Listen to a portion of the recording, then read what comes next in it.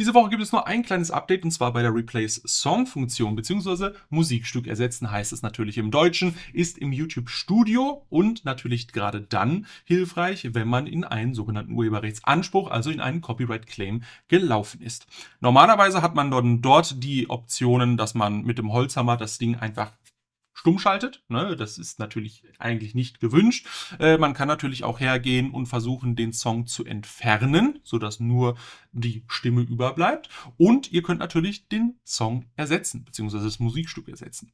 Und hierbei ist es so, wie in der Vergangenheit, könnt ihr das natürlich manuell tun, indem ihr manuell Titel aus der YouTube Audio Library nutzt, denn für alle Titel in der YouTube Audio Library habt ihr bereits eine Lizenz. Ja, deswegen wichtig, immer mal da reingucken, auch wenn die Stücke jetzt nicht aus den Charts sind. Es ist durchaus hilfreich, wenn ihr da mal euch bedient, weil dann sowieso alle Rechte schon geklärt sind.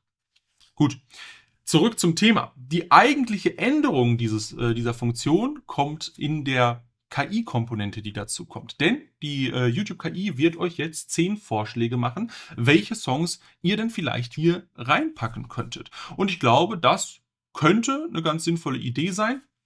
Allerdings, ne, wir sind ja alle hier ordentliche Creator und kommen erst gar nicht so weit, denn wir kümmern uns ja vorher um unsere Urheberrechtsansprüche, dass es halt hier überhaupt gar keine Themen gibt.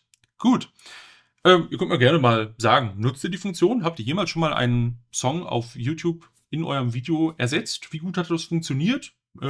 Vielleicht wollt ihr das ja auch mit der neuen Funktion ausprobieren. Vielleicht wollt ihr das auch nicht ausprobieren, weil es ja einen Urheberrechtsanspruch voraussetzt und ihr eigentlich keine haben wollt. Wir können gerne in den Kommentaren drüber reden. In dem Sinne sehen wir uns nächste Woche wieder zu weiteren Updates. Bis dahin macht's gut und haut rein.